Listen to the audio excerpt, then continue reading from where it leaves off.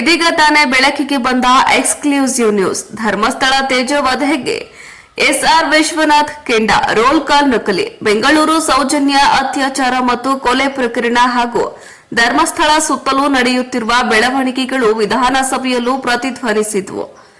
ಚರ್ಚೆಯ ವೇಳೆ ಮಾತನಾಡಿದ ಬಿಜೆಪಿ ಶಾಸಕ ಎಸ್ಆರ್ ವಿಶ್ವನಾಥ್, ಈ ಪ್ರಕರಣದ ನೆಪದಲ್ಲಿ ಪವಿತ್ರ ಕ್ಷೇತ್ರ ಧರ್ಮಸ್ಥಳ ತೇಜೋವಧೆ ಮಾಡಲಾಗುತ್ತಿದೆ ಎಂದು ತಿಳಿದು ಆಕ್ರೋಶ ವ್ಯಕ್ತಪಡಿಸಿದ್ರು. ಸೌಜನ್ಯ ಪ್ರಕರಣದ ನೆಪದಲ್ಲಿ ಕೆಲ ಯೂಟ್ಯೂಬರ್ಸ್ಗಳು ಮಾತ್ರ ನಕಲಿ ವಕೀಲರು, ಮುಖ್ಯಮಂತ್ರಿಗಳು, ಗೃಹ ಸಚಿವರು, ಪೊಲೀಸ್ ಆಯುಕ್ತರು ಹಾಗೂ ಧರ್ಮಸ್ಥಳದ ಧರ್ಮಾಧಿಕಾರಿಗಳ ಬಗ್ಗೆ ಅತ್ಯಂತ ಕೀಳುಮಟ್ಟದಲ್ಲಿ ಮಾತನಾಡುತ್ತಿದ್ದಾರೆ. ನನ್ನ ಬಗ್ಗೆಯೂ ಮಾತನಾಡಿ ಕಪ್ಪು ಹಣ ವೀರೇಂದ್ರ ಹೆಗಡೆಯವರ ಬಳಿ ಇದೆ ಎಂದಿದ್ದಾರೆ ಎಂದು ಆಕ್ರೋಶವನ್ನ ವ್ಯಕ್ತಪಡಿಸಿದ್ರು. ಈ ಪ್ರಕರಣದ ತನಿಖೆ ಆಗಲಿ, ತಪ್ಪಿತಸ್ಥರಿಗೆ ಶಿಕ್ಷೆಯಾಗಲಿ, ಆದರೆ ಇದರ ನೆಪದಲ್ಲಿ ಧರ್ಮಸ್ಥಳದಂತಹ ಪವಿತ್ರ ಕ್ಷೇತ್ರದ ವಿರುದ್ಧ ಅಪಪ್ರಚಾರ ಮಾಡುವುದು ಸಹಿಸಲ್ಲ ಎಂದು ತಿಳಿಸಿದ್ರು. ಇಂತಹವರ ವಿರುದ್ಧ ಸರ್ಕಾರಿ ಕಠಿಣ ಕ್ರಮ ಕೈಗೊಳ್ಳಬೇಕು, ಅವರಿಗೆ ಬೇಲ್ ರದ್ದುಪಡಿಸಬೇಕು. ಇಲ್ಲದಿದ್ದರೆ ಇದೇ ಯೂಟ್ಯೂಬರ್ಗಳು ನಾಳೆ ಸರ್ಕಾರದ ವಿರುದ್ಧವೂ ತಿರುಗು ಬೀಳ್ತಾರೆ ಎಂದು ಎಚ್ಚರಿಕೆಯನ್ನ ನೀಡಿದ್ರು. ವರದಿ ವೇದಮೂರ್ತಿ, ಪ್ರಜಾಪವರ್, ಬೆಂಗಳೂರು. ಕಾಮೆಂಟ್ ಮಾಡವನೆ ಅಂತ ಹೇಳಿದ್ರೆ ನನ್ನ ಕುಟುಂಬದ ಬಗ್ಗೆ ಮಾತಾಡವನೆ. ಇವನು ಹೋಗ್ತಾ ಇರೋದು, ಇವನು ಬ್ಲಾಕ್ ಮನಿ ವೀರೇಂದ್ರ ಹೆಗಡೆ ಅವರ ಹತ್ರ ಇಟ್ಟವನೆ. ಇವನು ತಿರುಪ್ತಿಯಲ್ಲಿ ಇಟ್ಟ ಏಕವಚನದಲ್ಲಿ ಮುಖ್ಯಮಂತ್ರಿಗಳ ಬಗ್ಗೆ ಮಾತಾಡವನೆ. ಅದೇ ವ್ಯಕ್ತಿ ಗೃಹ ಮಂತ್ರಿಗಳ ಬಗ್ಗೆ ಮಾತಾಡವನೆ, ಡಿ.ಕೆ. ಶಿವಕುಮಾರ್ ಅವ್ರ ಬಗ್ಗೆ ಮಾತಾಡವನೆ, ಮಾಜಿ ಮುಖ್ಯಮಂತ್ರಿಗಳ ಬಗ್ಗೆ ಮಾತಾಡವನೆ, ಪೊಲೀಸ್ ಕಮಿಷನರ್ ಬಗ್ಗೆ ಮಾತಾಡವನೆ. ಇವತ್ತು ಕೇಸಲ್ಲಿ ಬೇಲಲ್ಲ ಅವನೇ, ಆಚೆ ಕಡೆಗೆ ಅವನಿಗೆ ಅಶೋಕ್ ಅವ್ರ ಬಗ್ಗೆ ಮಾತಾಡವನೆ. ನೀವು ಮಾತಾಡಿದ್ರೆ ನಿಮ್ಮ ಬಗ್ಗೆನೂ ಮಾತಾಡ್ತಾನೆ ಅವನು. ಯಾರನ್ನ ಕೇಳಿದ್ರೆ ಅವನು ಮೆಂಟ್ಲು ಅಂತಾನೆ. ಮೆಂಟ್ಲಲ್ಲ ಅವನು, ರೋಲ್ ಕಾಲ್ ಅವನು. ಇವತ್ತು ನಾವು ಯಾರಾದ್ರೂ ಯೂಟ್ಯೂಬಲ್ಲೋ ಸೋಷಿಯಲ್ ಮೀಡಿಯಾದಲ್ಲಿ ಸಣ್ಣ ಕಾಮೆಂಟ್ ಮಾಡಿದ್ರೆ ಸುಮೋಟೋ ತಗೊಂಡು ಪೊಲೀಸರು ನಮ್ಮ ಮೇಲೆ ಕೇಸ್ ಮಾಡ್ತಾರೆ. ಏನ್ ಮಾಡ್ಬೇಕು ಹೇಳಿ ಅಧ್ಯಕ್ಷರ? ಅವನು ಹೇಳ್ತಾನೆ ಧರ್ಮಸ್ಥಳದ ಪರವಾಗಿ ಯಾರು ಮಾತಾಡ್ತಾರೋ ಅವರ ಪರ್ಸನಲ್ ಏನಿದೆ ಅದನ್ನೆಲ್ಲ ತಗೊಂಡು ಮಾತಾಡ್ತೀನಿ ನಾನು ಅಂತಕ್ಕಂಥ ನೇರವಾಗಿ ಮಾತಾಡ್ತಾನೆ. ಇವತ್ತುವರೆಗೂ ಅವನು ಒಂದು ಕೇಸ್ ಮಾಡಿಲ್ಲ. ನಾವು CIT ಅವರು ಈ ತರ ನೀನು ಹೇಳ್ತಾ ಇದೆಯಲ್ಲಪ್ಪ ಅಂತ SIT ಅವರು ಅವನ ಮೇಲೆ ಕೇಸ್ ಮಾಡಿಲ್ಲ.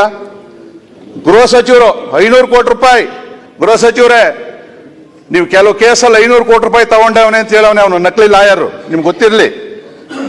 ಆದ್ರೂ ಕೂಡ ನೀವು ಅದು ಯಾಕೋ ಮೂರನೇ ಕಣ್ಣು ತೆಗಿತಾನೆ ಇಲ್ಲ. ನೀವು ನರೇಂದ್ರ ಸ್ವಾಮಿ ಅವರು ಇರೋ ಕಣ್ಣು ಮುಚ್ಕೊಂಡು ಕುತ್ಕೊಂಡಿದ್ದೀರಾ ನೀವು. ನರೇಂದ್ರ ಸ್ವಾಮಿ ಅವರೇ ಕೂತ್ಕೊಳ್ಳಿ.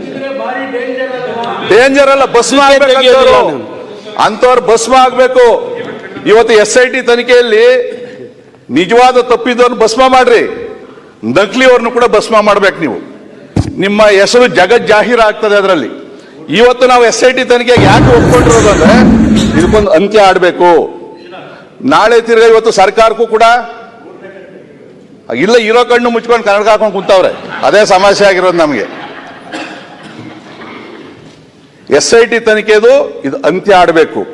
ನಾಳೆ SIT ಅವನ ಮಾಡಿರೋ ಅಪಾದನೆ ಸುಳ್ಳು ಅಂತ ಹೇಳಿದ್ರೆ ಇದೇ ಯೂಟ್ಯೂಬರ್ಸು ಮುಖ್ಯಮಂತ್ರಿ ಮೇಲೆ ಕಾಮೆಂಟ್ ಮಾಡ್ತಾರೆ. ಬರ್ಕೊಡ್ರಿ, ಇವತ್ತೇ ಗೃಹ ಸಚಿವರ ಮೇಲೆ ಕಾಮೆಂಟ್ ಮಾಡ್ತಾರೆ.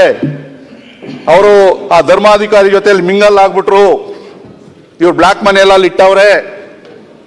ಮಾಡ್ಲಿಲ್ಲ ಅಂತಂದ್ರೆ ಕೇಳ್ರಿ, ಅವ್ರು ಏನ್ ಹೇಳಿದ್ರು ಕೂಡ ಇದನ್ನ ಅಂತ್ಯ ಆಡ್ಬೇಕಾಗ್ತದೆ. ಕೊಲೆ ಅಂತೂ ಆಗಿದೆ, ಯಾರೋ ಒಬ್ಬ ಮಾಡವನೆ.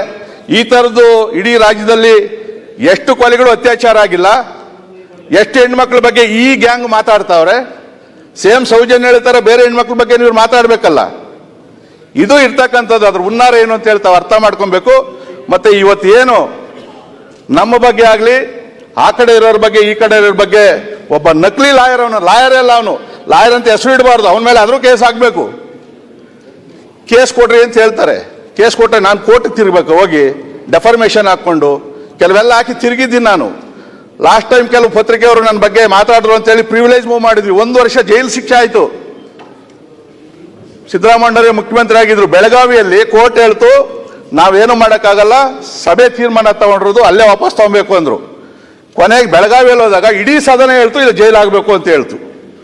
ಜೈಲು ಶಿಕ್ಷೆ. ಅಧ್ಯಕ್ಷರೇ, ಇವತ್ತು ನಮ್ಮ ಶಾಸಕರು ಧರ್ಮಸ್ಥಳದ ಬಗ್ಗೆ ಮಾತಾಡಂಗಿಲ್ಲ, ಬೇರೆ ಏನಾದ್ರ ಬಗ್ಗೆ ಮಾತಾಡೋದಿಲ್ಲ. ಅವ್ರಿಗೆ ಏನ್ ಕ್ರಮ ತಗೊಂತೀರಿ? ನೀವು ರಕ್ಷಣೆಗೆ ಬರಲಿಲ್ಲ ಅಂತಂದ್ರೆ ನಾಳೆ ಈಗ ನನ್ನ ಬಗ್ಗೆ ಮಾತಾಡವ್ರೆ, ಗೃಹ ಮಂತ್ರಿಗಳ ಬಗ್ಗೆ ಮಾತಾಡವ್ರೆ. ಆ ಡಿ.ಕೆ. ಶಿವಕುಮಾರ್ ಅವ್ರು ಯಾಕೆ ಬಿಟ್ಟವ್ರು ಅವ್ನು ಗೊತ್ತಿಲ್ಲ. ಬೇರೆಯವ್ರನ್ನೆಲ್ಲ ಹೊಡೆಯಕ್ಕೆ ಬರ್ತಾರೆ. ಅವ್ರ ಬಗ್ಗೆನೂ ಮಾತಾಡೋನೆ ಅವನು. ಅದ್ಯಾಕೆ ಸೈಲೆಂಟ್ ಆಗಿ ಅವ್ರಿಗೆ ಗೊತ್ತಿಲ್ಲ. ನಮ್ದೇನು ಏನ್ ಬೈಲ್ ತೆಗಿತಾನೆ ತೆಗೀಲಿ. ಇವತ್ತು ನಾಳೆ ಯಾರಾದ್ರೂ ಹೊಡೆದ್ರೆ ಅವನಿಗೆ Subject ಗೆ ಬನ್ನಿ. ನನ್ನ ಮೇಲೆ ಹಾಕ್ತೀರಿ ನೀವು. ಸಬ್ಜೆಕ್ಟ್ಗೆ ಬನ್ನಿ. ಅಲ್ಲ ಅಧ್ಯಕ್ಷ, ಹೇಳ್ತೀನಿ ಕೇಳ್ರಿ, ಆ ವ್ಯಕ್ತಿನೇ ಅವನು ಕೂಡ ಯೂಟ್ಯೂಬರ್ ಅಲ್ಲಿ ಇರುವಂತಾನೆ. ಇಲ್ಲೇ ಕೊಡಗೇಳಿಲ್ಲ ಅವನೇ 90 ದಿನ ಜೈಲಲ್ಲಿದ್ದ ಆಚೆಗೆ ಬಂದವನೇ. ಉಚ್ಚನಾಯಿ ಹೊಡೆದಂಗೆ ಹೊಡೆದವ್ರೆ, ಲಾಯರ್ಗಳು ಹೊಡೆದವ್ರೆ, ಜನ ನೋಡಿತಾರೆ. ನೀವು ಗೃಹ ಸಚಿವರು ದಯವಿಟ್ಟು ಕ್ರಮ ತಗೊಬೇಕು. ಅವ್ನು ಬೇಲ್ ಕ್ಯಾನ್ಸಲ್ ಮಾಡೋದಕ್ಕೆ ದಯವಿಟ್ಟು ಮೂವ್ ಮಾಡಿ ಸರ್. ಕಮಿಷನರ್ ಬೈತಾನೆ ಸರ್, ಬರ್ತ್ಡೇ ಮೊನ್ನೆ ಆಚೆ ಕಡೆ ಒಂದು ಕೇಕ್ ಕಟ್ ಮಾಡಿದ್ರೆ ಅದನ್ನು ಕಾಮೆಂಟ್ ಮಾಡ್ತಾನೆ. ನಾವ್ ಏನ್ ಮಾಡ್ಬೇಕು ನೀವು ಹೇಳ್ಬೇಕು. ನೀವು ಇಲ್ಲಿ ಆದೇಶ ಕೊಟ್ರೆ ಬಾಯಿ ಮುಚ್ಚೋದು ಗೊತ್ತು ನನಗೆ. ಇಲ್ಲ ನಮ್ಮ ಹುಡುಗರು ಯಾರೋ ಮುಚ್ಚಿಸ್ತಾರೆ. ಇಲ್ಲ ಸಿದ್ದರಾಮಯ್ಯ ಶಿಷ್ಯರು ಮುಖ್ಯಮಂತ್ರಿಗೆ ಮಾತಾಡಿದ್ರೆ ಬಿಡ್ತಾರ ಅವ್ರ ಶಿಷ್ಯರು? ಅವ್ರು ಹೊಡಿಬಹುದು. ಅಲ್ಲಿ ಹೊಡೆದ ಕೇಸ್ ನನ್ನ ಮೇಲೆ ಬರ್ತದಲ್ಲ, ಸದನದಲ್ಲಿ ನೀನೇ ಮಾತಾಡಿರೋದು. ಏನೋ ಮಾಡ್ತೀನಿ ಅಂತೇಳಿ FIR ನಂದು A1 ಬರಬಾರ್ದು. ಇಲ್ಲ ನೀವು ಕ್ರಮ ತಗೊಳ್ರಿ. ಇದನ್ನು ಮಾಡಲೇಬೇಕು ಅಧ್ಯಕ್ಷರೇ.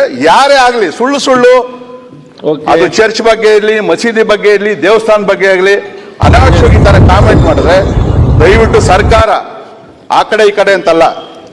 ಯಾಕಂದ್ರೆ ಧರ್ಮಸ್ಥಳದ ವಿಚಾರದಲ್ಲಿ ನಾವೇನಾದ್ರೂ ಅಪಚಾರ ಮಾಡಿದ್ರೆ ನಿಮಗೂ ಸಮಸ್ಯೆ ಆಗ್ತದೆ, ಈ ಕಡೆಗೂ ಸಮಸ್ಯೆ ಆಗ್ತದೆ. ಇದು ಯಾರು ನಾವೇನು ರಾಜಕೀಯ ಮಾಡಬೇಕು ಅಂತಿಲ್ಲ ಇದರಲ್ಲಿ.